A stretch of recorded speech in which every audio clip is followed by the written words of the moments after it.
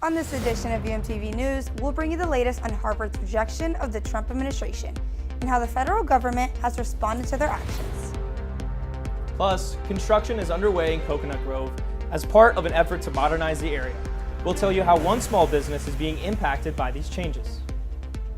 And later, we'll tell you how one renowned golfer took home the green jacket at the Masters 2025. These stories and more on today's episode. UMTV News starts right now.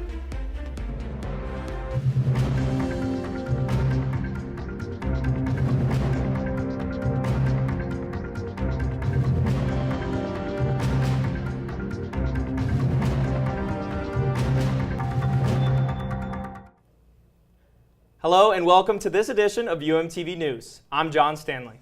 And I'm Alana Vieira. Thank you for joining us. Harvard University has rejected the Trump administration's proposed agreement for continued fundings. But by defying the administration's demands, Harvard was hit with a funding freeze of $2.2 billion in grants. The conversation is, what in the world is going on? There is so much uncertainty about, is any federal funding safe? Monday night at Harvard, students swayed back and forth simultaneously, defending the university's defiance of the Trump administration and also expressing concern over what these massive funding cuts mean for cutting-edge research. These are people who are the best in the world, and that's why they're here, so that research is sort of in jeopardy. The phrase comes after Harvard rejected a proposal calling for policy changes, including an immediate end to DEI and audit of viewpoint diversity, discipline for protest encampments, and reforms to international admissions. The Trump administration is trying to make an example of the wealthy selective institutions, trying to get them to completely overhaul the way they do everything. Harvard president explained the university refuses to negotiate over its independence or constitutional right, a statement that, according to President Trump's Joint Task Force, quote, reinforces the troubling entitlement mindset that is endemic in our nation's most prestigious universities. And Harvard said that addressing anti-Semitism remains a priority, strengthening their roles, expanding training, and supporting their Jewish community. One man accused of breaking into the home of Pennsylvania Governor Josh Shapiro and setting it on fire appeared in court today. He said that his only regret was that the governor was still standing. 38-year-old Cody Balmer shocked the courtroom today, saying he, quote, would have beaten the governor with a hammer if he had encountered him. The governor's mansion burned Sunday night while he and his family slept inside. Local authorities say that the home has extensive damage. Prosecutors are working to see if this attack was a hate crime, since Governor Shapiro is Jewish. If this individual was trying to deter me from doing my job as your governor, rest assured I will find a way to work even harder. Police say Balmer confessed to starting the fire using gasoline from a lawnmower, that he poured it into beer bottles to make Molotov cocktails. A judge denied Balmer bail. He faces multiple charges, including arson and attempted murder. A high-profile meeting between President Trump and one of his closest foreign allies is putting immigration back in the spotlight. El Salvador's President Nayib Bukele visited the White House Monday, reinforcing his country's role in the Trump administration's mass deportation strategy. The visit comes amid growing controversy over Kilmer Armando Abrigo Garcia, a Maryland father deported by mistake. He was later identified in a photo taken inside El Salvador's Natura's Terrorism Confinement Center. The Trump administration claims he is affiliated with the gang MS-13 through his attorneys deny any connection.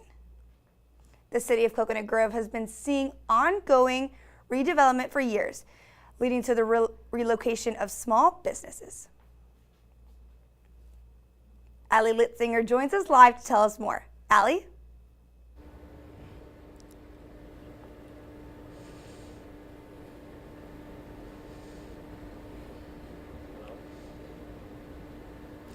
The Last Carrot has called Coconut Grove home for over 50 years, but now they're being forced to find a new home. Construction, blueprints, and new developments have been the norm in Coconut Grove in the past few years. The city has seen a revitalization of the downtown and surrounding suburbs. And since 1975, The Last Carrot has seen it all. That's when Aaron Compton's father started the family business. He traveled around the U.S., took out some really cool menu items that we liked from all the places on this road trip, came back and started the Last Carrot. And it's that wholesome food and small town magic that has kept them open for 50 years. This place is so special because it's just part of the history of Coconut Grove, just the whole village idea of everybody coming together and supporting each other. But now the Last Carrot is on its last leg as they have to find a new storefront by November 1st. That date was given to them by Coral Gables-based developer Alan Morris Company, who's redeveloping the current building into a 5-story mixed-use development consisting of offices, retail space, and residences. Property had been for sale for a really long time, so we were always knowing that the property could be sold at any time. The difference of the transition was that we still have the same landlord and they did it as a joint venture. So that was the only type of learning, that we were going to have, the property was going to be a joint venture, our lease would be terminated, and we would have to relocate. However, Compton says she's staying positive and looking on the bright side. So it sucks that we're going to have to relocate and move, but it's wonderful that it's not starting over. I think a lot of the community will follow me to the new place and support me either way, so it can be an opportunity to grow. Compton says she's looking into other possibilities like a food truck, a food stand in the park, or a new restaurant. She says she knows it's not the last stand of the Last Carrot. Compton says she's positive that the Last Carrot will continue to serve up fan favorites. To keep up with all the updates, you can follow them on Instagram at The Last Carrot. Reporting live, Allie Litzinger, UMTV. Thank you, Allie. Coming up, one community in Miami-Dade is turning a new leaf on local water pollution. And we'll give you the front row seat at the hottest moments from the Miami Film Festival, right here on campus. All this and more right after the break. Don't go away. It's something about having that piece of paper. Some people think that's worth more than my skills. I've run this place for 20 years, but I still need to prove that I'm more than what you see on paper. You just gotta be so good they can't ignore you. It's the way my mind works. I have a very mechanical brain. Analytics and empathy. That's how I've gained clients. I am more. I'm more than who I am on paper.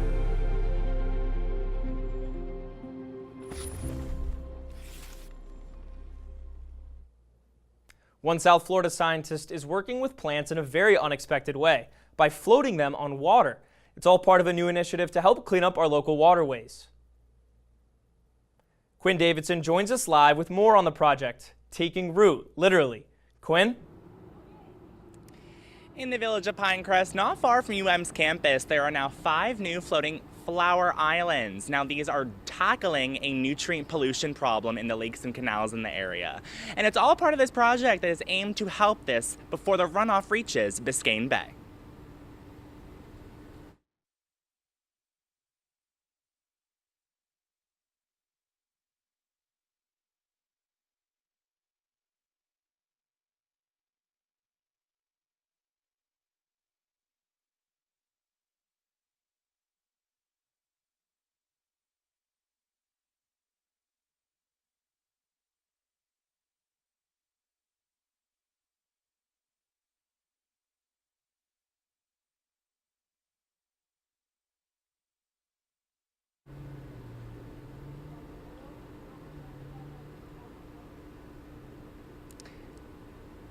Dr. Locke Rodriguez says this project, if it does show promise, we could be seeing canals and we could see floating flower islands in many canals and lakes across South Florida. For more on her work, visit phytoflora.org. Reporting for UMTV, I'm Quinn Davidson. Back here on Earth, on this campus, the Coastford Cinema at the University of Miami hosted the Miami Film Festival celebrations. The event took place during the university's centennial celebration. Events such as movie screenings, guest speakers, and alumni nights highlighted the week. Many of the movie screenings were students-made, and a number of them were directed or produced by the University of Miami alumni. The film festival also was a part of the Miami School of Communications' 40th anniversary. Venezuelan filmmaker Luis de la Villa used the opportunity to highlight the importance of the Venezuelan filmmakers in the United States. Space crews making headlines with a launch that took the world by storm. Amazon CEO Jeff Bezos completed a monumental space launch that broke records for the first female crew to make their way into the space in 60 years. Some recognizable faces include a CBS Mornings anchor Gayle King and a pop star sensation Katy Perry. The singer says the journey helped her feel connected for the Blue Shield, making history just the start of the journey. The company plans to continue developing the spacecrafts to make launches like these for the present. The festival wrapped up the weekend, and Masters Golf Tournament is regarded as the most prestigious golf tournament in the world. And this weekend, a legendary player finally celebrated a long-awaited win. Rory McIlroy had won all majors in golf except for the Masters, and finally received his long-awaited green jacket after beating Justin Rose in the playoffs. McIlroy is now part of the 5 of the other golfers who have completed a career Grand Slam, winning all 4 majors in his career. McIlroy is close to winning at Augusta a number of times, but until Sunday, he couldn't get over the hump. He spoke about how difficult his win was and how much it meant to his family to overcome the challenge. You know, there were points in my career where I didn't know if I would have this nice garment over my shoulders, but I didn't make it easy today. I certainly didn't make it easy. I was nervous. It was one of the toughest days I've ever had on the golf course. After his win, McIlroy moves to the 15th all-time in total major wins and is just the 3rd golfer to reach 5 or more major wins in the 21st century alone. A group of men who could have been serving time is instead training rescue dogs and in the process transforming their own lives. A program in Atlanta is giving second chances to both men and man's best friend. It's called Canine Cellmates, a nonprofit that pairs dogs pulled from local shelters with men who would otherwise be facing serious jail time. Through a partnership with the Fulton County District's Attorney Office, eligible inmates are released from jail to participate in a year-long rehabilitation program centered around dog training. Participants attend multiple sessions a week, working hands-on with the animals while also engaging in structured coursework that focuses on communication, self-discipline, and personal growth. It's modeled after an accountability court and is designed not just to save dogs, but to reduce recidivism and offer a new path forward for repeat offenders. The program has already changed dozens of lives since launching in 2021, turning jail time into something more meaningful, purposeful, progress, and a future filled with hope. That's great. It's good to see, dogs, and love to see dogs all the time. It's really a great process. Glad to see that, some people are able to have rehabilitation in a different way. I agree, and definitely it's good for the dogs as well. And that's all we have today for this edition of UMTV News. Thank you for joining us. Tune in at the same time next week for the last episode of the semester. Have a good night.